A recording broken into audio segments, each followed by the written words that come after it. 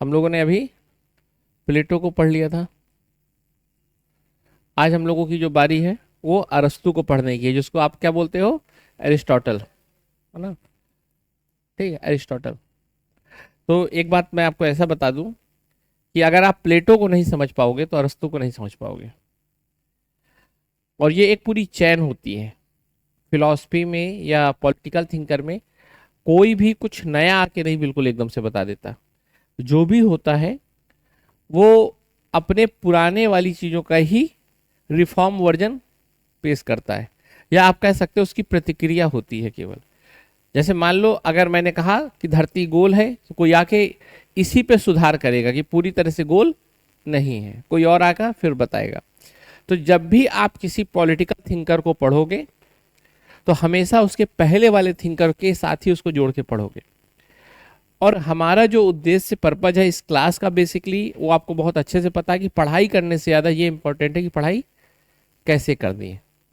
तो अगर आप प्लेटो पढ़ते हो तो आपको पता होना चाहिए कि प्लेटो के समय कौन कौन थे, है ना। तो हम कोई सिलेबस से बहुत बंधे हुए लोग नहीं है कि हम बहुत फिक्स एरिया में चलें। हमारा मेन काम है एक पॉलिटिकल साइंस को लेकर मैच्योरिटी डेवलप करना। तो जैसा मैंने आपको बताया था कि हम बात कर रहे थे एथेंस की, और एथेंस में डेमोक्रेसी थी, और उस डेमोक्रेसी के पीछे मैंने आपको कुछ रीजन भी बताए थे। और वहां पर उस समय डेमोक्रेसी जब थी तो एक वहां पर कल्चर चल रहा था जिसको सोफिस्ट कल्चर बोलते थे। सोफिस्टों का नाम सुनोगे बार बार। जो सोफिस्ट थे वो वहां की जनता को कहते थे कि बहुत ज्यादा आइडियलिस्टिक फॉलो मत करो लाइफ। मतलब एक प्रकार से चालाक बनाना सिखा रहे थे कि चालाक बनो, जैसा अवसर है वैसे ही बात करो। ये कौन बोल रहा है? सोफिस्ट, है ना। ये सोफिस्ट कि ह्यूमन बीइंग को ऐसा ही होना चाहिए, बात करने में बड़ा कैसा होना चाहिए, निपुण चतुर होना चाहिए। और वो सिखाते थे, एक प्रकार से वो लोग ट्रेनिंग देते थे, और यही उनका तरीका था। कहते थे ऐसा कुछ नहीं होता कि एक्सट्रीम कोई एक ही सत्य हो, ऐसा नहीं, जो मौका मिले वो करो। और एक पूरा माहौल ऐसा बन रहा था। ये चीज अच्छी नहीं लगी किसे? सुकरात को। सुकरात बहुत इसके खिलाफ था। बेसिकली ये लोग मानते थे कि इंसान को अच्छा होना चाहिए, कैरेक्टर पे बहुत ज्यादा ध्यान देते थे। किस पे? कैरेक्टर पे बहुत ज्यादा फोकस करते थे। तो सुकरात ने इसी को लेकर कहा कि ऐसा नहीं हो सकता कि हर बात सही हो।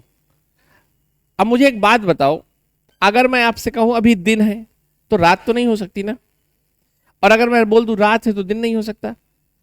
अगर मैं बोलूं कि कुंदन अच्छा लड़का है तो कुंदन खराब नहीं हो सकता, और अगर मैं बोल दूं कुंदन खराब है तो अच्छा नहीं हो सकता। तो कहने का मतलब किसी के बारे में आप एक बात ही बोल सकते हो, और जो एक अगर सही होगा तो दूसरा कुछ सही नहीं होगा। आपको सही नहीं पता इसलिए आप उसके बारे में 10 तरीके की बातें सोच रहे हो। अल्टीमेट तो कोई एक सही ही होगा। जैसे मैं कहूं इस बोर्ड के पीछे का कलर क्या है, अब आप कह सकते हो नीला भी पीला भी, ऐसा नहीं। आप ये कहोगे कि मुझे पता नहीं है, या तो ये मान लो, और या तो ये कहोगे कि होगा तो कोई एक ही कलर, मतलब कोई कॉम्बिनेशन होगा, कुछ होगा। अगर आपको नहीं पता तो इसका ये मतलब नहीं है कि कलर नहीं है, आपको पता नहीं है। तो सुकरात बेसिकली ये कहता था कि आपको सत्य अगर पता नहीं है तो इसका ये नहीं मतलब कि सत्य नहीं होता।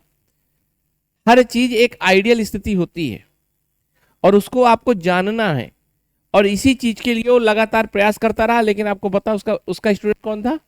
प्लेटो। और उसी प्रयास के दौरान सुकरात को फांसी दे दी गई। फांसी नहीं मतलब जहर का प्याला दे दिया गया। और जहर का प्याला दे दिया गया तो उसके बारे में एक बहुत अच्छी लाइन कही जाती है कि वो जहर पी के पूरी ताउम्र अमर हो गया। इसको समझते हो क्या है? हाँ, लाइन बहुत यूपीएससी में बहुत, और कहीं भी अगर आप बात करोगे कि सुकरात जहर पी के अमर हुआ है, मतलब वो चाहता तो भाग सकता था, कुछ कोशिश कर सकता था, लेकिन उसने कभी ऐसा नहीं किया। और जब उसको जहर दिया गया, उस समय डेमोक्रेसी थी वहां पर, तो प्लेटो इस बात से बड़ा नाराज हो गया। प्लेटो ने कहा ये राज्य है जिसमें हम रहते हैं, उसने सबसे विद्वान आदमी को क्या दे दिया? जहर।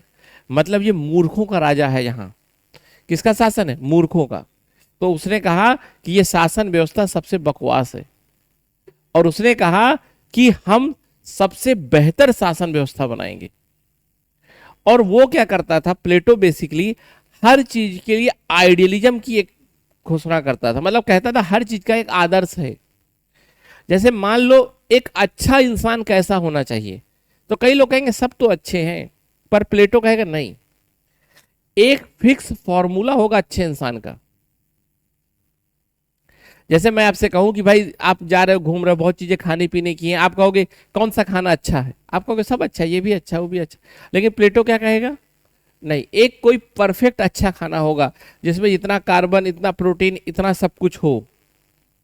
तो प्लेटो बेसिकली हर जगह एक आदर्श की बात करता है, और इसीलिए उसको क्या कहा जाता है, आइडियलिस्टिक। और वो कहता है कि आदर्श हैं, बस हमें पता नहीं है, हम धीरे धीरे उस आदर्श की तरफ बढ़ रहे हैं। और मैंने कल आपको इसका एक बहुत प्रैक्टिकल एग्जांपल दिया था मोबाइल फोन का। आज से 1000 साल बाद फोन कैसा होगा, अभी आप सोच सकते हो नहीं, लेकिन होगा कि नहीं होगा?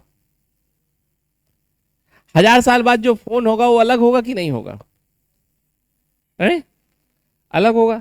लेकिन वो फोन कैसा होगा अभी क्यों नहीं पता? ये बताओ, वो फोन जैसे आपको मैं बताऊं, जैसे ग्रेविटी का जो नियम है वो खोजा गया अभी, है ना, मान लो, लेकिन क्या ग्रेविटी का नियम आज से 10,000 साल पहले नहीं था? तो आपने खोजा कब? बहुत सालों बाद, 10,000 साल बाद मान लो खोजा, यही ना। तो क्या ये बताओ, आज से 10,000 साल बाद जो मोबाइल फोन होगा उसका नियम नहीं होगा अभी यहीं आए कहीं? मैं तुमसे ये कह रहा हूं, पता नहीं ना, खोजा नहीं गया ना, लेकिन ये अगर पता चल जाए कि है तो खोजने का प्रयास तो करोगे। नहीं समझ वाली बात मैं क्या कह रहा हूं? यही चीज है सबसे बेहतर। जैसे डेमोक्रेसी है, शासन व्यवस्था है, आज से 5,000 साल पहले कोई जानता था क्या? 10,000 साल पहले तो नहीं जानता था, पर था नहीं क्या था?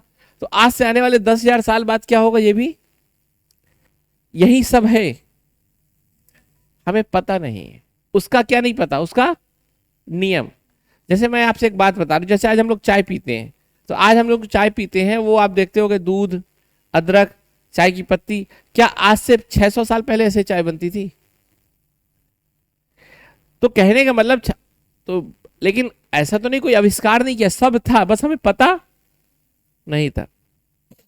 जैसे मान लो अभी आपको कुछ लिखने का तरीका बता दूं मैं, आंसर राइटिंग, और आप बेहतर आंसर लिखने लगो, तो बस आप ये कहोगे ना वो नियम मुझे नहीं पता था, पता चल गया तो मैंने लिख लिया। तो सारा खेल नियमों का है। किसका? नियमों का। इस दुनिया में सारे नियम हैं, सब चीज के नियम हैं। आप मुझे बता दो किसका नियम नहीं है? गाना बनाने का नियम है, जो सीख जाता है वो गाना बनाने लगता है। सितार बजाने का नियम है, जो सितार बजाने लगता है नियम। कुर्सी जो बनी है ये कुर्सी का नियम होगा ना कोई, जिसको नियम जान गया उसने कुर्सी बना दी। अब जैसे मान लो अनन्या तुम 4 व्हीलर चला लेती हो नहीं, क्योंकि उसको नियम नहीं पता, जिस दिन पता चल जाएगा चला लेगी। दीक्षित जी, सारा खेल किसका है? नियमों का है। तो प्लेटो ये कहता है कि हमको सबसे बेस्ट नियम की तरफ आगे बढ़ना है। और प्लेटो बेसिकली ये कहता है, मैं थोड़ी प्लेटो को आज और पढ़ाऊंगा क्योंकि प्लेटो बहुत इंपॉर्टेंट दार्शनिक है, और एक चीज आपको पता चल जाएगी सब। तो प्लेटो कहता है कि दुनिया दो तरह की है, एक इस दुनिया में जिसमें हम रह रहे हैं, जिसमें हम सब रह रहे हैं, और एक दुनिया और है जिसमें सबसे बेस्ट आइडियल रूल्स हैं। समझ में आई बात की नहीं आ रही? ये दुनिया इस दुनिया से बिल्कुल अलग है,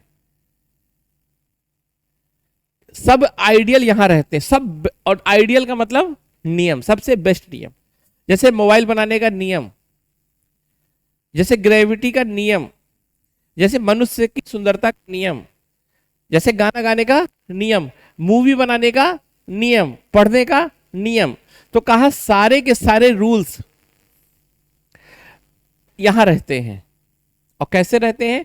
कहा इस शेप में रहते हैं। मतलब जो सबसे अच्छा रूल है वो सबसे ऊपर, इसको कहते हैं आइडिया ऑफ गुड, अच्छे होने का नियम, आइडिया ऑफ गुड। और ये सब चीजें यहां पर कंट्रोल कर रहा है, ये सब नियम है। जैसे मान लो, सपोज करो, आपको मैं ऐसे बताऊं कैसे ये नियमों का क्रम है। जैसे आप पॉलिटिकल साइंस पढ़ रहे हो, तो पॉलिटिकल साइंस भी एक नियम है। इस बात से सहमत हो कि नहीं सहमत? अब उस पॉलिटिकल साइंस के नीचे कितने सारे सब्जेक्ट हैं? डेमोक्रेसी है ना, constitutionalism, constitution, rule of law, separation of power. तो ये नीचे के नियम होगा, इनके ऊपर कौन सा हो गया? Political science. तो वैसे ही सोशल साइंस के बहुत सारे नियम होंगे, उसके ऊपर सोशल साइंस, इन दोनों के ऊपर साइंस। समझ में आई बात? तो कहा कि ये दुनिया, जो ये वर्ल्ड है, यहां सब कुछ सबसे बेहतर है। और ये क्या है? ये उसकी रेप्लिका है, लेकिन बेहतर उतनी नहीं है, बस बन रही है। ये इसकी क्या है? रेप्लिका। मतलब जैसे मोबाइल बनाने का नियम यहां पर है बेहतर, और हम यहां पर धीरे धीरे उसकी तरफ बढ़ रहे हैं। अब एक बात बताओ, प्लेटो की एक बहुत फेमस उपमा है। प्लेटो ना उपमा करके समझाता है, और अगर आप इस उपमा को समझ लोगे तो यूपीएससी 7 साल से 8 साल से 125 नंबर के क्वेश्चन इसी से पूछ रहा है। सोचो, ये आपको जान के हैरानी होगी, भारत की किसी भी कोचिंग ने इस बात का रिसर्च नहीं किया। ये हमारी टीम की रिसर्च है कि एक चीज हम जो पढ़ाने जा रहे हैं, पूरा का पूरा कितने नंबर का? 125 नंबर का। 8 से 9 साल से यही चीज आ रही है। प्लेटो की एक चीज है बस। मतलब बोलते तो सब उस तरह है भाई। प्लेट, जैसे मान लो आपके गांव में कहावत है कि गदेली में सरसों नहीं उगती, तो इनके कहावत वैसे ही कुछ होगी कि जल्दीबाजी का काम शैतान का काम। तो एक कहावत को कई तरह की भाषाओं में कहा जाता है, तो जो प्लेटो ने कहा होगा उसको दूसरे तरीके से लोगों ने कहा होगा। तो प्लेटो ने एक उपमा दी है जिसको कहा जाता है गुफा की उपमा, एलिगेरी ऑफ केव। ये सबसे इंपॉर्टेंट है, मैं इसको बता रहा हूं, समझना। मैं प्लेटो के बारे में आपको थोड़ी बता दे रहा हूं ताकि समझ जाओ। तो प्लेटो कहता है कि हम आपको एक उपमा देके समझाएंगे कि मनुष्य कैसी स्थिति में रहता है। आप कहोगे जब सबसे आदर्श स्थिति ये है तो इसके बारे में हम चर्चा क्यों नहीं करते? ये है ना, हम यहां क्यों फंसे रहते हैं? तो एक तो यहां कौन जान पाएगा? जिसका बहुत तेज दिमाग होगा। तो अब समझो क्या कहता है प्लेटो। प्लेटो कहता है, ठीक है, मैं आपको उसका फिगर देखता हूं, अगर मिल जाए तो वो ज्यादा अच्छा है। ठीक है,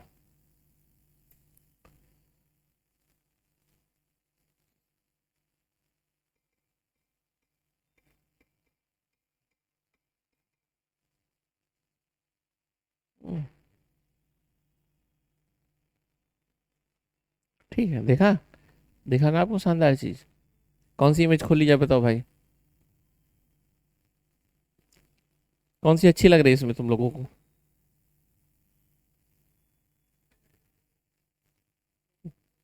अच्छा, मोबाइल का भी वर्जन आ गया एलिगेरी आपके में। यही खोलते हैं, ठीक है। ये एलिगेरी आप केव देखो। बेसिकली ये पूरी एक गुफा है। कहा उस गुफा में कई लोगों को बांध के रखा गया है, जैसे ये बंधा हुआ है ना, ठीक। और आग जल रही है पीछे, ये गुफा है अंदर। और कहा कोई भी बाहर से जब निकलेगा तो उसकी परछाई कहां पड़ेगी? सामने। और ये शुरू से बांध दिए गए हैं, ठीक है, ये शुरू से देखो बांधे गए हैं ना। तो जब परछाई पड़ेगी, देखो ये आदमी बंधा हुआ है, ये लोग निकल रहे हैं, पीछे परछाई है। तो जो बंधा हुआ है उसको लगेगा कि पूरी दुनिया में केवल परछाइयां ही होती है। समझ में आई बात कि नहीं आई? अगर आप एलिगेरी ऑफ केव समझ लोगे तो दुनिया में सबसे शानदार स्टूडेंट बन जाओगे। मैं बस इसीलिए इसको बहुत धीरे से बताना चाहूंगा, और ये भी चाहूंगा कि आप सब लोगों के साथ इसको शेयर करो। इस आदमी को जिसको बांधा गया है शुरू से लेकर आज तक, इसको लगेगा कि वास्तव में दुनिया केवल किसकी होती है? परछाइयों की। उसकी, क्योंकि इसने कभी देखा ही नहीं, इसने केवल आवाज सुनी है। अब घोड़ा निकला तो खटखट खटखट, और यहां पर परछाई बन गई। तो उसको कभी लगेगा कि जीवन में जो है पूरी दुनिया वो कैसी है? परछाइयों की दुनिया है, शैडो वर्ल्ड, केवल परछाइयां, क्योंकि उसने कभी कुछ देखा नहीं। एक दिन मान लो किसी एक की जंजीर खुल जाएगी और उसको बड़ी तकलीफ होगी जब वो बाहर जाएगा। पता है क्यों? क्योंकि पहली बार आंखों में रोशनी पड़ेगी और वो काफी देर क्या करेगा, इरिटेट होगा। लेकिन वास्तव में जब उसकी आंखें खुलेंगी तो उसको क्या लगेगा, that is the real world. वास्तविक दुनिया ये है। हम सब कहां थे, इल्यूजन में। हम सब फंसे थे गलत नॉलेज में। हम भ्रम को, हम इल्यूजन को नॉलेज समझ रहे थे। अब समझ में आई बात? आपको नहीं पता या आपको गलत पता और आप उसी को सही मान लो तो ये आपकी समस्या है। तो प्लेटो कहता है कि ये जो दुनिया है सब कोई, हम जो साधारण लोग हैं, ये वास्तव में एक गुफा में फंसे हुए हैं और इसी गुफा को हम क्या मानने लग गए हैं, वास्तविक गुफा। प्लेटो ने गुफा के माध्यम से दिखाया कि पूरी दुनिया में हम क्या हैं, फंसे हुए लोग हैं। तो कहा जो एक आदमी बाहर गया है ना, वो एक आदमी जो बाहर गया उसने देखा कि वास्तविक दुनिया क्या है, अलग है, बहुत सुंदर है, प्रकाशमयी है। और आंख, वो फिर अंदर आएगा पता है, और अंदर आके क्या कहेगा, हाँ वो सबको कहेगा चलो बाहर, ये दुनिया नहीं। और लोग क्या कहेंगे पता है, पागल हो गए हो तुम, यही दुनिया है। क्योंकि आंखों को खोलने में बड़ी इरिटेशन होगी वहां, और सब कोई उस बाहरी व्यक्ति को क्या घोषित कर देंगे, पागल, और खुद कहां फंसे रहेंगे, ज्ञान में। प्लेटो कहता है यही दुनिया है, हम सब ऐसे ही फंसे हुए लोग हैं। हाँ, इसको हम भारतीय दर्शन में या भारतीय लोक भाषा में कूप मंडूप भी बोलते हैं। हाँ, समझ में आ गई बात? मैंने आपको कहा था प्लेटो की इतनी बड़ी बात हमारे गांव की औरतें और गांव के बुजुर्ग कूप मंडूप शब्द से पूरी खत्म कर देते हैं। मैंने ये भी कहा था कि ऐसा मत समझना कि भारत में चीजें नहीं है, कूप मंडूप शब्द यही है, एलिगरी ऑफ केव। तो प्लेटो ये कहता है वास्तव में कि हम सब कोई फंसे हुए हैं हथकड़ियों में, किसकी, परंपराओं की, जंजीरों की। जैसे महिलाएं हैं फंसी हुई हैं कि घर का काम करना है, और जब वो तोड़ेगी अपनी जंजीर तो दूसरे लोग उसे पागल घोषित कर देंगे। कोई जाति के आधार पर फंसा होगा। अब समझ में आई, थोड़ी फिलॉसफी को रियल वर्ल्ड से भी जोड़ना सीख जाओ। तो प्लेटो कहता है, तुलना कर रहा है प्लेटो, देखो कि एक आइडियल दुनिया है और एक शैडो वाली दुनिया है जो काल्पनिक है। और हम काल्पनिक दुनिया को जंजीरों में बंधे होने के कारण वास्तविक मान लेते हैं और वास्तविक ज्ञान से अपने आप को दूर कर लेते हैं और पूरी जिंदगी इसमें चले जाते हैं। लेकिन कुछ लोग होते हैं जिनको हम फिलोसफर कहते हैं, जो तेज दिमाग के लोग होते हैं, जो लॉजिकल होते हैं, वो जब बाहर जाते हैं, चीजों को महसूस करते हैं तो सारी दुनिया को बताना चाहते हैं, पर दुनिया उसको एक्सेप्ट नहीं करती आसानी से। तो एक प्रकार से उसने पूरी की पूरी यथार्थ बातें बता दी। यही हम सब स्टूडेंट की हालत है, हम सब फंसे हुए हैं। 2 साल बाद देखते हैं कि क्या हुआ, गलत हो गया, लेकिन फिर एक नया जंजीर बांध लेते हैं, है ना। जब हमें कोई समझाता है तो हम उसको पागल घोषित कर देते हैं। तो प्लेटो ने इसकी तरह से क्या बनाया कि 2 दुनिया होती हैं और दूसरी दुनिया के बारे में जानना थोड़ी मुश्किल है, लेकिन जान जाओगे तब वो समझ में आएगा। तो प्लेटो ने कहा वास्तविक दुनिया आइडियल वर्ल्ड है, मतलब आदर्शों की दुनिया है। और इस तरह से प्लेटो ने एक पूरा का पूरा समझाने की कोशिश की कि हम कैसे फंसे हैं और हमें क्या करना है।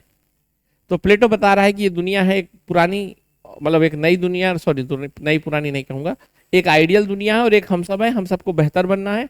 तो प्लेटो ने बेसिकली एक बात क्या कहा कि लॉजिकल बनो, ज्ञान में और भ्रम में अंतर करना सीखो, सवाल करो।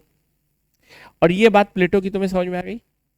और इसी को प्लेटो ने फिर और आगे बताया कि एक आइडियल वर्ड है और नीचे का वर्ड है, फिर बताया कि आइडियल वर्ड में ये सब चीजें हैं, अगर हम वो फॉलो कर देंगे तो हो जाएगा। प्लेटो ने बहुत अच्छी अच्छी बातें की, लेकिन जब प्लेटो की बातें को प्रैक्टिकल करोगे तो मुश्किल आएगी। ये आइडियल वर्ड क्या है, कैसे कोई बिजनेस कम्युनिटी, मतलब जैसे मैंने बताया नहीं था कि कम्युनिस्ट वाली कल कि किसी की प्राइवेट लाइफ नहीं होनी चाहिए, यही सब बताया था, उसकी कोई अपनी प्राइवेट एसेट्स नहीं होने चाहिए। तो जो, और उसने कहा था कि स्टेट में शासन किसका होना चाहिए, फिलोसफर किंग का होना चाहिए। ये सब बातें उसने बताई। उसने कहा यही सब आइडियल है, करो, फॉलो करो। पर एक बात और जान लो, प्लेटो कई बातों का जवाब नहीं दे पाया। पहली बात तो उस दुनिया को इस दुनिया से जोड़ना कैसे है, इसी का जवाब नहीं दे पाया। ठीक है, प्लेटो ने कहा कि वो दुनिया और ये दुनिया ऐसे है जैसे मान लो सपोज करो प्रतिबिंब और बिंब, प्रतिबिंब और बिंब मतलब जैसे तुम खड़े हो जाते हो शीशे में दिखने लगते हो, तो कहा वो बिंब है और हम सब उसके क्या है, प्रतिबिंब है। ठीक है, पर कई सवाल नहीं दे पाए कि अगर वो बिंब है और हम प्रतिबिंब है तो सबसे बड़ी बात है फिर वो नियमों की फोटो नहीं बनती। अब ग्रेविटी की फोटो तो ग्रेविटी को इंसान, हमारी फोटो या गिरते हुए पत्थर की फोटो बन जाएगी, लेकिन ग्रेविटी की फोटो नहीं बनेगी। आपको पता है दो तरह की चीजें होती हैं, एक होती है अब्स्ट्रैक्ट और एक होती है कंक्रीट। जैसे डेमोक्रेसी का फॉर्मूला अब्स्ट्रैक्ट है कि कंक्रीट है? हाँ, समझ में आ रही बात? अब्स्ट्रैक्ट मतलब जिसका कोई रंग रूप ना हो। समझ में आ रही बात? जैसे मानवता, अब मानवता को आप कहीं देखते हो क्या? जैसे दया, करुणा, जस्टिस, ये सब अब्स्ट्रैक्ट कॉन्सेप्ट है, इनका कोई रंग रूप नहीं होता। अब मुझे एक बात बताओ, जैसे सुंदरता, कोई रंग रूप नहीं होता, वो तो पैरामीटर है कुछ। अब मुझे एक बात बताओ, जिसका रंग रूप नहीं है उसकी इमेज कैसे बन जाएगी? और प्लेटो तो यही कह रहा है जो आइडियल है वो कैसे हैं, अब्स्ट्रैक्ट है। तो प्लेटो अपनी ही बातों में उलझ गया। एक बार तो उसको अब्स्ट्रैक्ट बोल दिया और दूसरी बार बोल दिया कि उसका प्रतिबिंब है, तो उलझ गया कि भाई ये बताओ अब्स्ट्रैक्ट चीजों का प्रतिबिंब कैसे बनेगा। ये फिलॉसफी वाली बातें हैं, आपकी पॉलिटिकल साइंस वाली बातें नहीं है, लेकिन आपको ध्यान इसलिए मैं बता दे रहा हूं कि जानने में क्या हर्ज है, आप थोड़ी और अच्छे से जान जाओगे। तो प्लेटो की सारी आलोचना ही मैं ये कह रहा हूं अरस्तु है। ये बताने के लिए मैंने पूरी कहानी बताई कि प्लेटो ने बहुत आदर्शवादी स्थिति बता दी। तो अरस्तु आया 20 साल रहा स्टूडेंट, पता है प्लेटो का? अरस्तु प्लेटो का 20 साल स्टूडेंट रहा, प्लेटो की ही यूनिवर्सिटी में पढ़ता था। लेकिन उसने कहा कि प्लेटो जो बात बोल रहे हैं वो सारी बातें बड़ी सुनने में अच्छी लगेंगी, व्यवहारिक नहीं है, क्योंकि जान रहा है, देख रहा है। और जो अरस्तु है वो बहुत व्यवहारिक है, उसने बहुत संघर्ष देखा है, भागा भागा इधर उधर सब किया, तो वो बहुत साइंटिफिक है। समझना मेरी बात को, थोड़ी टफ है ना। ये देखो, अब यही पढ़ोगे जब और ये सब पढ़ लिया अगर, जैसे अभी आपको ये बोरिंग लग सकता है, जैसे आप बचपन में ज्योमेट्री पढ़ते थे तो बोरिंग लगता था, वास्तव में अगर आपको उसमें इंटरेस्ट आ गया तो आप पता है आपको, आपके दिमाग में अब्स्ट्रैक्ट चीजों को समझने की क्षमता आ गई, और अगर वो क्षमता आ गई तो आप सभी स्टूडेंट से अलग हो गए हो। आप वास्तव में उस दार्शनिक की तरह हो गए हो जो नया कुछ देख सकता है, और यही चीज यूपीएससी में चाहिए। तो अगर आपको भविष्य में कभी यूपीएससी का एग्जाम देना है तो आपको वो चीज जो दिख रही है उससे अलावा, और ये सब पढ़ने से, दिमाग लगाने से, नंबर के लिए मत लगाओ, इनको पढ़ो, इनको समझो, क्योंकि अभी फर्स्ट ईयर और सेकेंड ईयर की जो उम्र है, अगर उसमें अपना दिमाग ओपन कर लिया तो आपका फ्यूचर सेट है। वरना फिर वही फंसे रहोगे और फिर वही गुफा कि अपने आप में खुश रहोगे। कोई समझाएगा तो क्या कहोगे कि तुम पागल हो, तुम्हें क्या है, यहाँ जो मजा आ रहा है लेटो, देखो क्या दिख रहा है, घोड़े ओड़े, है ना, ऐसे ही काले घोड़े होते हैं, कहाँ लाल पीला तुम देखा है, पागल वाली बात बताते हो।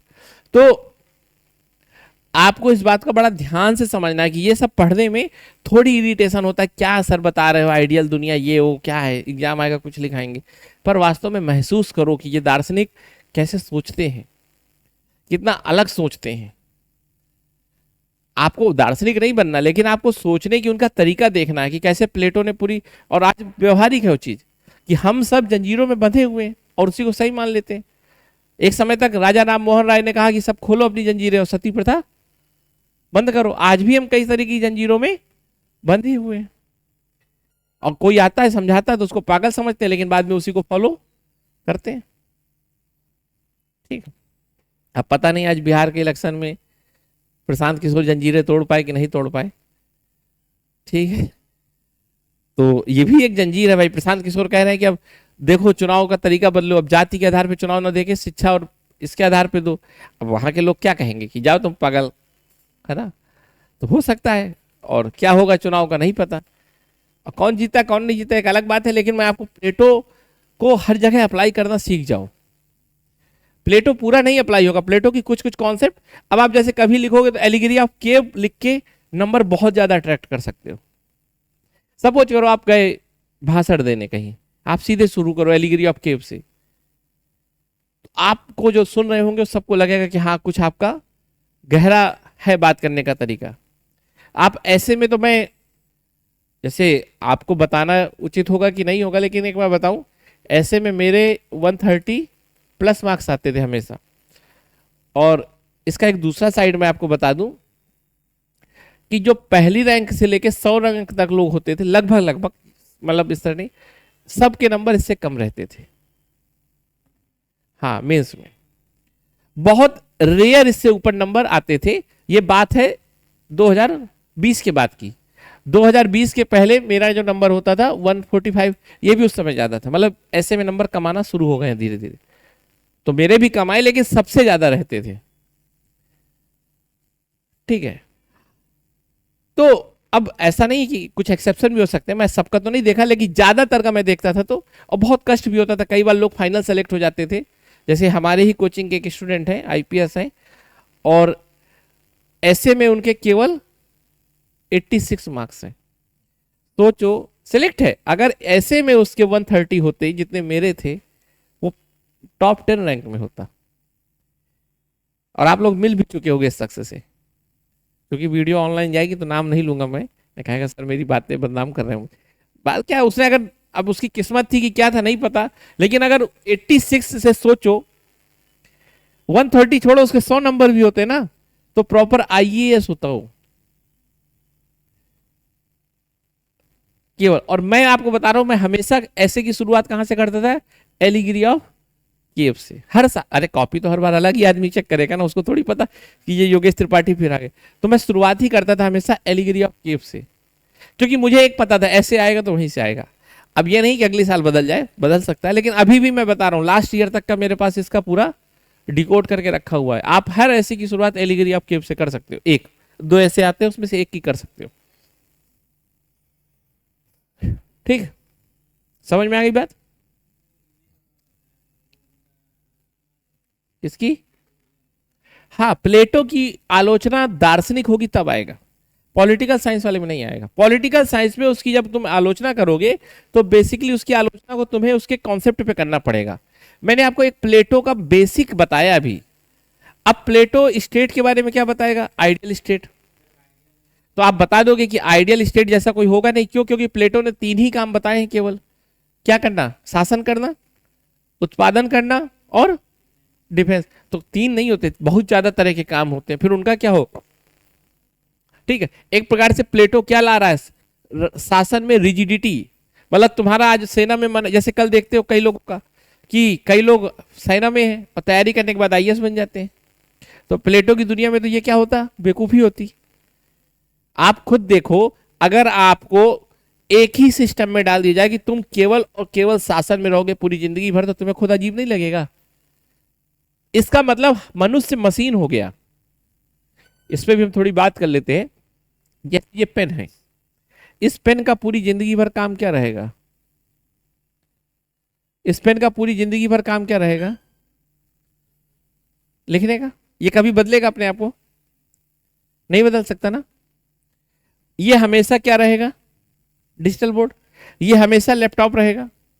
तो ये तो वैसे ही होगा कि हम हमेशा अधिकारी रहेंगे, हम हमेशा मैन्युफैक्चरर रहेंगे। आज की डेट में तो कोई बिजनेसमैन का लड़का आईएएस बन सकता है। तो ये बताओ, मनुष्य और मशीनों में अंतर इसी बात का है ना कि मनुष्य के पास स्वतंत्रता है, मशीनों के पास स्वतंत्रता नहीं। और प्लेटो सारे मनुष्यों को क्या बना दे रहा है, मशीन बना दे रहा है। समझ में आई बात? क्या नाम है आपका? हाँ, वर्षा। समझ में आया? तो प्लेटो क्या बना दे रहा है? देखो, मैं एक बात फिर बता रहा हूं, मैं यहां पर आप लोगों को जो बुला रहा हूं उसका बिल्कुल पर्पज आपकी यूनिवर्सिटी का एग्जाम नहीं है, क्योंकि वो एग्जाम जिस दिन होगा उसके पहले 2 घंटे आ जाना, पूरा हो जाएगा। ये इतना वाहियात एग्जाम है यूनिवर्सिटी का कि आप 5 घंटे भी पहले आ जाओगे ना तो मैं इतनी चीजें बता दूंगा कि हो जाएगा।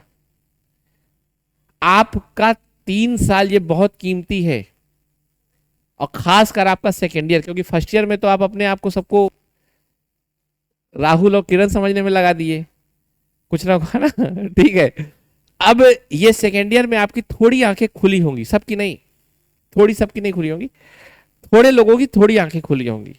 अगर आपने इसको सही से निकाल लिया और थर्ड ईयर सही से निकाल लिया तो ये मान लेना आप सही हो। वरना आप एक बात समझ लेना कि अगर आपका पैर काई में पड़ता है, काई समझते हो, एलगी जिसमें फिसलन होती है, तो कहां तक गिरोगे ये कौन तय करता है?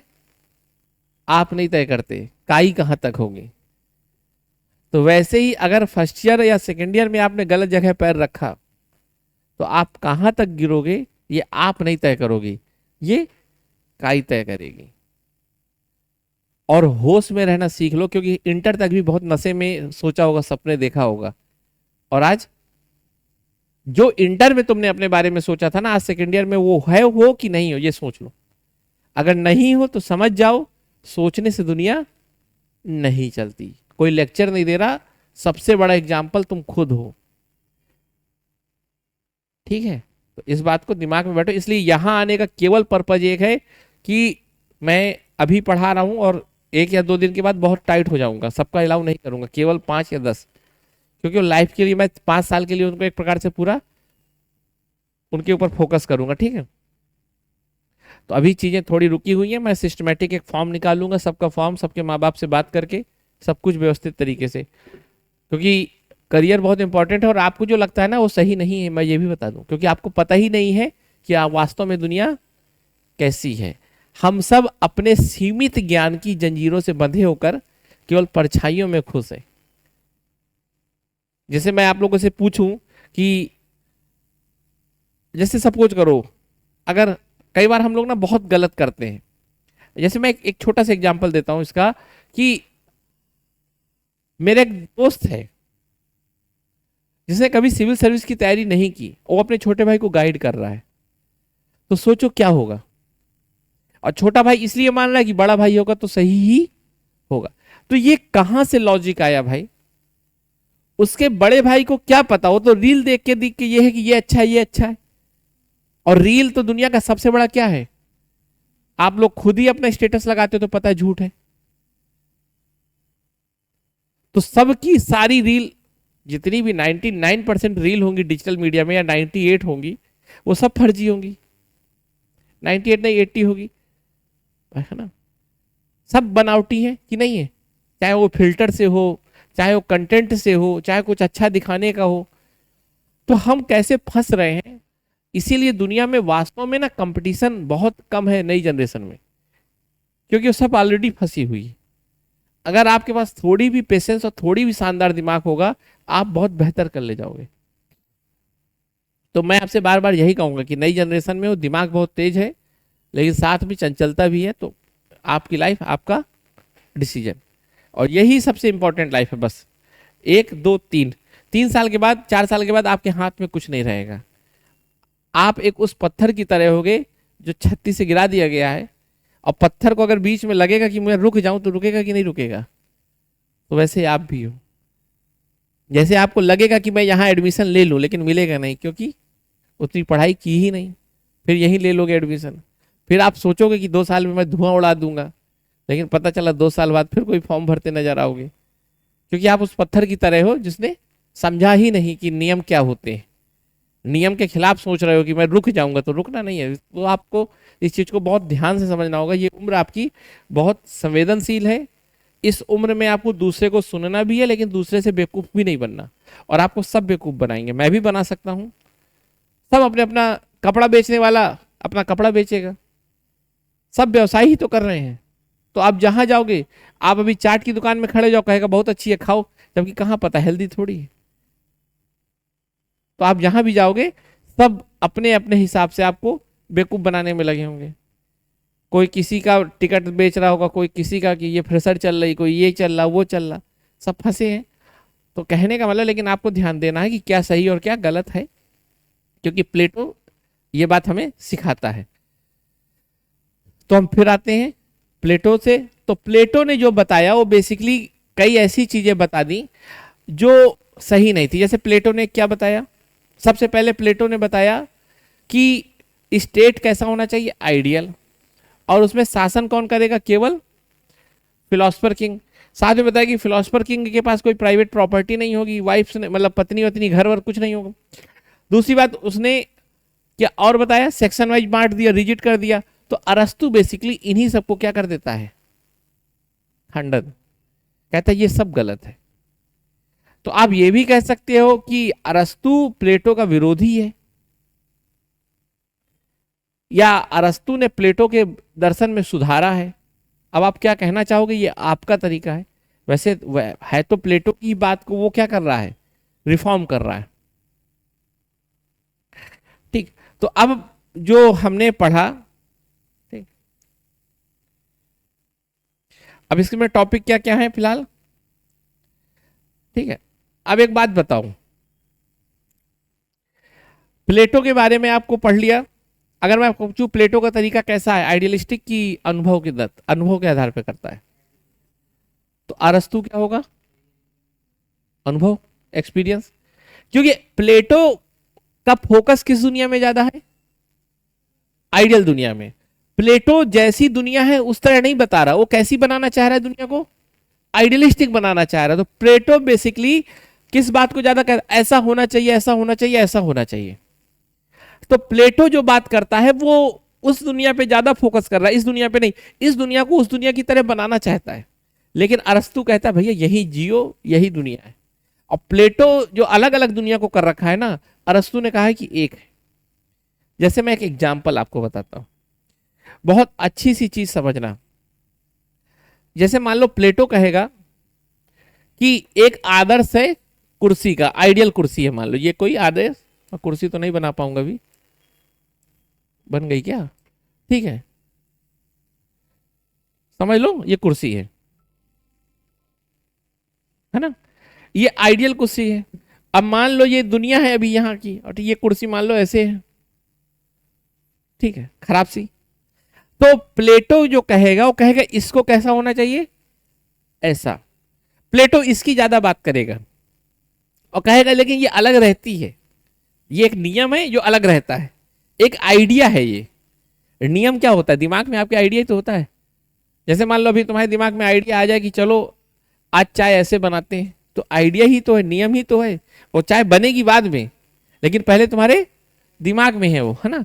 तो बेसिकली ये एक आइडिया है और ये एक वास्तविकता है, लेकिन कहता है ये ऐसे होना चाहिए। तो ये दोनों अलग अलग रह रहे हैं ना, समझ। ये मान लो लकड़ी है, इस लकड़ी से जो कुर्सी बन गई, प्लेटो कहेगा ऐसे होना चाहिए, लेकिन अरस्तु कहता है ये कोई आइडिया अलग नहीं रहता, ये यहीं रहता है इसी कुर्सी में। कहा कैसे, कहा सुनो।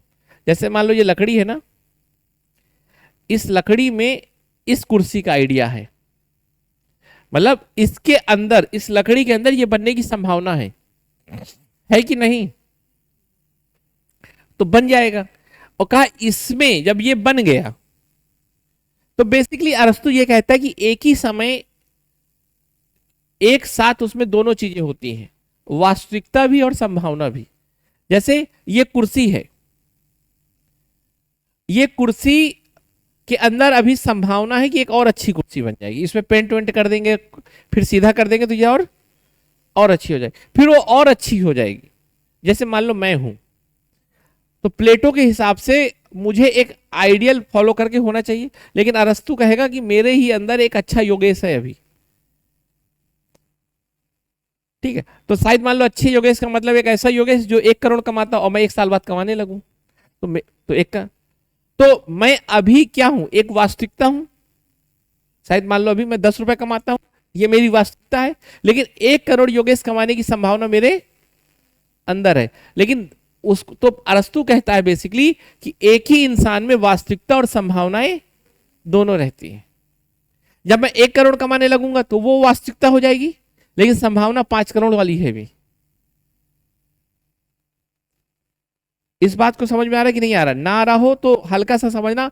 और मैंने आपको क्या कहा, पढ़ाई खुद करनी है आपको। एक किताब लेके ओपी गोवा है, उसको जाके पढ़ना आराम से, बहुत मजा आएगा आपको, क्योंकि मैं आपको बेसिक बता रहा हूं, उसको पॉलिटिकल थिंकर के हिसाब से आप पढ़ोगे ना तो बहुत मजा आएगा।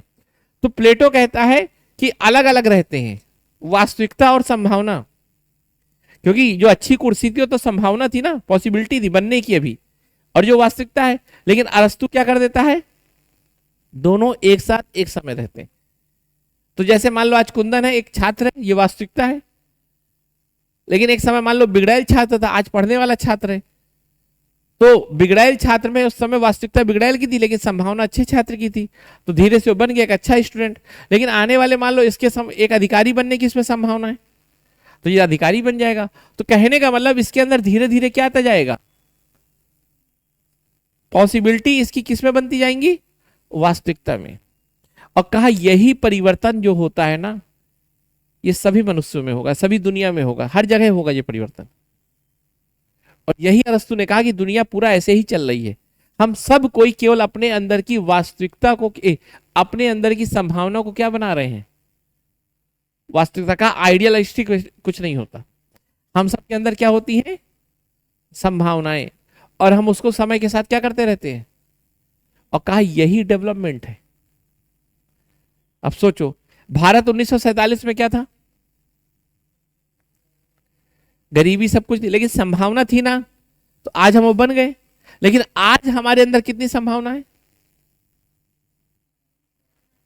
है ना। जैसे मान लो अभी है कि हम 5 ट्रिलियन इकोनॉमी बनेंगे, ये संभावना ही थी ना।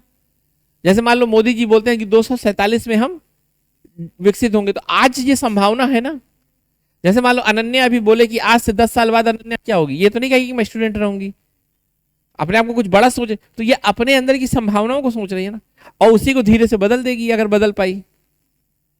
तो ऐसे ही दूध होता है, दूध के अंदर पनीर की संभावना होती है, पनीर बन जाता है। पनीर के अंदर पनीर की सब्जी बनने की संभावना होती है, वो बन जाता है। तो पूरी दुनिया, पूरे विश्व में जो भी परिवर्तन हो रहा है, वो किस कारण हो रहा है, क्योंकि वास्तविकता और संभावनाएं एक साथ रहती है। और कुछ समय के बाद वही संभावना क्या बन जाती है। लेकिन एक बात और कहा प्लेटो और अरस्तु ने, कि धीरे धीरे ये संभावनाएं कम होती जाएंगी, धीरे धीरे ये संभावनाएं कम होती जाएंगी, क्योंकि आप सारी संभावनाओं को किसमें बदलते जा रहे हो। अब सोचो, पहले एक लकड़ी रही होगी, मतलब एक बीज रहा होगा, बीज में पेड़ की संभावना रही होगी, बन गया। पेड़ में संभावना रही होगी मेज बनने की, तो बन गई। अब इसमें कोई संभावना और होगी थोड़ी, तो और बन जाएगा। तो धीरे धीरे लेकिन संभावनाएं, तो कहने का मतलब प्लेटो ये बताता है, सॉरी अरस्तु ये बताता है कि बेसिकली जो पहले होता है वो केवल होती है संभावनाएं, फिर वो बनती है वास्तविकता, और फिर धीरे अब क्या होगा, अब मान लो ये है, तो ये पूरी पहले से पॉसिबिलिटी थी, अब क्या होगा, ये इतनी रियलिटी हो जाएगी, इतनी पॉसिबिलिटी बचेगी। फिर अब नेक्स्ट में क्या होगा, रियलिटी ज्यादा हो जाएगी, पॉसिबिलिटी बराबर हो जाएगी। यही तो तुम्हारे हम सबके साथ तो यही हो रहा है।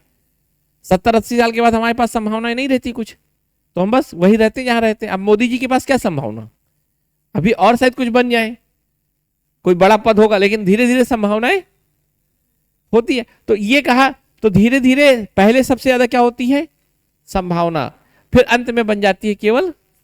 हाँ, हम एक लगातार यात्रा कर रहे हैं, और इस सबको जब समझोगे ना, जब पढ़ोगे तब मजा आएगा। तो ये बेसिकली ये बता रहा है कि पूरी दुनिया चल कैसे रही है, क्योंकि सबसे बड़ी जो व्याख्या करने की कोशिश की थी वो प्लेटो ने और अरस्तु ने दोनों ने की थी, परिवर्तन की। ये दुनिया में परिवर्तन क्यों होता है, तो प्लेटो ने बता दिया कि भाई आइडियल बनने के चक्कर में परिवर्तन होता है जो उस दुनिया में रहता है। लेकिन अरस्तु ने कहा नहीं, सब परिवर्तन इसीलिए होता है कि हमारे अंदर संभावना है, कोई दूसरी दुनिया जैसी कुछ है नहीं। और ये सब देखो आप, एक्सपीरियंस उसने बताया। तो प्लेटो जो बात करता है वो बहुत दिमाग की बात करता है, सोचता है, बस क्या है, सोचता है, उसको दुनिया से कोई मतलब नहीं। और अपना कमरे में बंद है, आंखें बंद की है, सोचा बता दिया, वास्तविक दुनिया से उसका कोई संबंध नहीं है, वो बहुत इमेजिनरी काल्पनिक है। लेकिन जो अरस्तु है वो बहुत वास्तविक जिंदगी में जीता है, और इसीलिए उसका जो तरीका है वो कैसा है, अनुभव जन्य है। जो एक मेथड आएगा आपका, अब इसके पीछे कारण क्या है आपको पता है कि प्लेटो अपना ठीक है, लेकिन अरस्तु बहुत संघर्ष वाली लाइफ देख रहा था, बहुत ज्यादा क्योस था स्टेट में। जैसे आप है, मान लो जैसे जवाहरलाल नेहरू और सरदार वल्लभ भाई पटेल, दोनों में अंतर जानते हो क्या, कि जैसे जवाहरलाल नेहरू है जो कहते हैं कि दुनिया बहुत अच्छी है, सबसे बात करके सुलझा लो मामला, बहुत आइडियलिस्टिक है कि दुनिया में सब कोई अच्छे होते हैं, बात कर लो। जैसे चीन अच्छा था, बाद में चीन ने बता दिया। ऐसा क्यों है? क्यों? क्योंकि जवाहरलाल नेहरू शायद एक बहुत अमीर घर में पैदा हुए थे। यही देखते होगे आप, पूरा किला महल बना है। जब अमीर घर में पैदा हुए होंगे तो कोई तेजी से कभी बात नहीं किया होगा, राजा राजा बेटा से करके लाड़ला, और धीरे धीरे सबने सर झुका के हाँ, तो उसको लगता होगा दुनिया बहुत खूबसूरत है। पर ये भूल गया कि जो चारों ओर दुनिया है ना उसकी, वही दुनिया नहीं है। और कोई आदमी पैदा हुआ उस स्लम में कि इधर देखे तो जेब कट जाए, चार हर जहां पे खतरा, तो उसके लिए दुनिया क्या होगी? सातिर, खतरनाक, कहेगा कोई आइडियल आइडियल नहीं है, बचो भाई। तो जैसे मान लो पटेल जी है, पटेल जी ने कोई देखा होगा संघर्ष, तो पटेल जी का व्यवहारिक क्या है तरीका? अरस्तु वाला। और जवाहरलाल नेहरू जी का क्या है? प्लेटो वाला, काल्पनिक, बहुत अच्छा, सब कुछ अच्छा होगा, दुनिया बहुत, भारत। अब देखा होगा ये डिबेट चलती रहती है ना, तो यही चीज है प्लेटो और अरस्तु में। जो प्लेटो है वो बहुत आइडियलिस्टिक है, और जो अरस्तु है वो क्या है? हाँ, तो आज के बाद अगर आपसे मेथड पूछा जाए तो ये याद रखना, ठीक है। प्लेटो का मेथड आदत और अरस्तु का मेथड अनुभव, एक्सपीरियंस पे बेस्ड था। साथ में जो अरस्तु है उसकी एक खासियत और है। अरस्तु कह रहा है जो सारे परिवर्तन हो रहे हैं या जो भी हो रहा है वो सब एक उद्देश्य के लिए हो रहा है, पर्पज, एक पर्पज के साथ हो रहा है। वो पर्पज है एक बेहतर जीवन का। हम सब जो भी कर रहे हैं वो सब क्या है? अब ऑब्वियस बात, एक्सपीरियंस के बेस पे तो यही पता चल रहा है ना। तो उसका एक तरीका और है, उद्देश्यवादी। क्लियर? ठीक। क्या अरस्तु किस पे? वही तो मैं बोल रहा हूं, काल्पनिक नहीं है, यथार्थ देखता है, जो चल रहा है वो देख रहा है, बिल्कुल ठीक। हाँ, लेकिन मैंने आपको क्या बताया, दोनों में कुछ ना कुछ कमियां हैं, ठीक है, दोनों में ऐसा कुछ भी नहीं है। और एक बात आप ये बताओ मुझे, प्लेटो के बाद अरस्तु आया कि अरस्तु के बाद प्लेटो आया? तो जो भी नई जनरेशन होगी पहले जनरेशन से तो बेहतर ही होगी ना, क्योंकि वो उसकी कमियों से तो ये कभी मत सोचा करो कि वो कमजोर है या गलत है। वो ज्यादा महान है कि उसने कुछ नया सोचा। अब जैसे मान लो तुम्हारे पापा हैं, उन्होंने 4 कमरे बनवा लिए, तुम 8 बनवा लो, तो तुम महान थोड़ी हो गए हो। तुमने उनके 4 के बेस पे तो तुम्हें पढ़ने वढ़ने को मिला, जब 8 बनवाया ना। तो तुलना करा करो तो सोच के किया करो। जैसे मान लो मैंने कोई गलत धारणा दे दी, तुमने उसको सही किया, और तुम कहो कि तुम मुझसे आगे निकल गए, तो सवाल है शुरुआत तो मैंने ही की थी ना। मैंने जो गलत बताया तुमने उसी को तो रिफॉर्म किया, तो एक प्रकार से तो आधी मेहनत तो मैंने ही की, कि नहीं किया? बताओ दीक्षित जी। तो इसीलिए प्लेटो ने जो बात की है, ठीक है, वो अपने आप में बहुत इंपॉर्टेंट है, ठीक। अच्छा, जैसे मैं आपसे एक ऐसे बात कहूं कि प्लेटो एक ऐसी दुनिया बनाना चाह रहा है जो बेहतर हो, लेकिन अरस्तु एक दुनिया में बेहतर तरीके से रहना सिखा रहा है। इस बात को समझ पा रहे हो कि नहीं पा रहे हो? जैसे मान लो कि हम लोग कई बार बहुत काल्पनिक होकर खुश होने की कोशिश करते हैं कि एक दिन अधिकारी बन जाए, फिर सब कुछ अच्छा हो जाएगा और सब अच्छा होगा। लेकिन एक इंसान होता है जो क्या कहता है कि आज भी सब अच्छा है, वो खुश रहना ही जानता है। हम सबके घरों में भी ऐसे लोग होते हैं। एक होता है जो काल्पनिक होता है, हमेशा तनाव में रहेगा कि अभी अच्छा नहीं है और अच्छा हो। एक होगा यही अच्छा है, ठीक है। क्या हो गया? ये बात से सहमत हो कि नहीं? चलो, अच्छा, किसका ज्यादा साइंटिफिक लग रहा है आपको? और इस अरस्तु बहुत साइंटिफिक है भी, इसीलिए अरस्तु को कई साइंस में आप देखोगे वो बहुत साइंटिफिक काम करता है, किसी चीज को बहुत व्यवस्थित बनाता है, ठीक है। तो ये बात आपको जो पता चल गई है, अब उसके बाद जब आप प्लेटो लेटो को पढ़ोगे तो आपको एक सेंस मिलेगा पढ़ने का, है ना। और हम एक एक चीज को अभी पढ़ते और जा रहे हैं, ठीक है।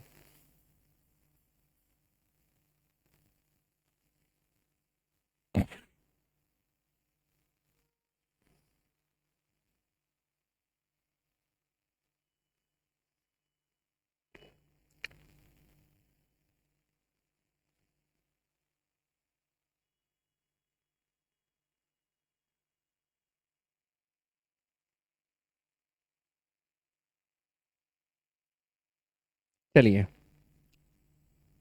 अब सबसे पहला जो आपका सिलेबस में पॉइंट है वो है प्लेटो की मेथोडोलॉजी, सॉरी अरस्तु की मेथोडोलॉजी। तो आपको दो चीजें उसमें हमेशा याद रखना है कि जो अरस्तु का पढ़ने का तरीका है उसमें तीन बातें बहुत ध्यान रखनी है। पहला बहुत एक्सपीरियंस बेस्ड है, रियलिस्टिक है, और प्लेटो का जस्ट अलग है ना? मैंने आपको इसलिए बताया कि आप प्लेटो से तुलना करोगे तभी समझ पाओगे कि वो प्लेटो की गलतियों को समझ रहा है। फिर दूसरी बात, उद्देश्यपूर्ण है। जो अरस्तु है वो कहता है कि हर चीज का क्या है, उद्देश्य। राज्य का उद्देश्य है, व्यक्ति का उद्देश्य है। जैसे राज्य का उद्देश्य है व्यक्ति को बेस्ट लाइफ देना, उत्तम जीवन जीना, ठीक है। और तीसरा है तुलना करना। प्लेटो, अच्छा जो लोग साइंटिफिक होंगे वो बहुत तुलनात्मक होते हैं, ये सही है, अच्छा ऐसा कर ले, ऐसा तो जो बेस्ट होगा, है ना। तुलना करना, हर चीज को कंपेयर करना। तो आज के बाद अगर आपसे पूछा जाए तो अरस्तु के तीन मेथड क्या हैं, बताओ दीक्षित जी। रियलिस्टिक अनुभवजन्य, और उद्देश्यपूर्ण, और तुलनात्मक।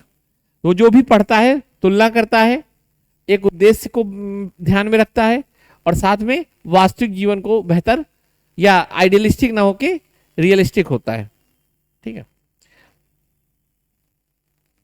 अब बात करते हैं स्टेट, ये राज्य जो है। राज्य के बारे में अरस्तु कहता है कि ये राज्य कोई आर्टिफिशियल इंस्टीट्यूशन नहीं है। ये क्या है, ये कृत्रिम नहीं है, ये नेचुरल संस्था है। ऐसा क्यों कहता होगा, नहीं तो ये कैसे कहता है कि राज्य कोई कृत्रिम निर्माण नहीं बल्कि एक प्राकृतिक और आवश्यक संस्था है। मतलब जो स्टेट है उसके बारे में जो बोल रहा है वो ये बोल रहा है कि ये कोई आर्टिफिशियल नहीं है, ये एक नेचुरल और नेसेसरी है, मतलब जरूरी है। क्यों ऐसा बोल रहा बताओ।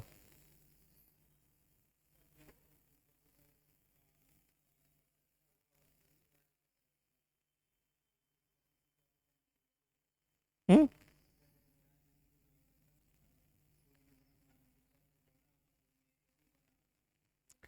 देखो अरस्तु ये मानता है कि ह्यूमन बीइंग बेसिकली एक पॉलिटिकल एनिमल है। वो समाज में रहता है तो परिवार, परिवार से ग्राम, और ग्राम से ऊपर राज्य। जैसे मैंने बताया था कि चीजों को बड़े स्तर पे बता रहा। तो बेसिकली जो अरस्तु है वो ये कहता है कि हमारा जो उद्देश्य है एक बेहतर जीवन, तो ये कहाँ से आएगा, राज्य से आएगा ना। क्योंकि भाई बेहतर जीवन के लिए चाहिए व्यवस्था। क्योंकि प्लेटो ने तो ठीक है, अरस्तु ने देखा है ना कि जब व्यवस्था नहीं होती तो लोग कैसे, जब एथेंस में अरस्तु है उस समय काफी माहौल खराब भी है, तो उसने देखा कि व्यवस्था बनाए रखना बहुत जरूरी है। व्यवस्था किससे बनती है, राज्य से। और राज्य कब, जब उसकी वैलिडिटी हो। जैसे मान लो अभी तुमसे कहा जाए कि तुम्हारे घर में बड़ा क्योस है और उसके पीछे रीजन है कि घर की कोई इज्जत नहीं है, तो तुम यही कहोगे ना कि घर की जितनी इज्जत, घर की जितनी वैलिडिटी, मान्यता दी जाएगी, घर उतना ही तो प्रभावी होगा। अगर ये कह दिया जाए कि घर से अच्छा कुछ नहीं, घर सबसे बेहतर है, तो तुम लोग फिर घर के खिलाफ कुछ सोचोगे नहीं। और घर को जब मान्यता मिल जाएगी तो चीजें व्यवस्था क्रिएट करने में ज्यादा मददगार होंगी। ये बात समझ में आ रही कि नहीं आ रही। तो बेसिकली प्लेटो, अरस्तु ये कहता है कि ह्यूमन बीइंग एक पॉलिटिकल एनिमल है, उसका एक सार्वजनिक जीवन भी है, और मनुष्य का एक उद्देश्य अपने जीवन को बेहतर करना। ये सब कहां से पॉसिबल होगा, स्टेट से होगा। तो स्टेट कोई ऐसे नहीं है, स्टेट का एक पर्पज है, नेचुरल है, और उसका नेचुरल उद्देश्य क्या है, मनुष्य के जीवन को बेहतर बनाना।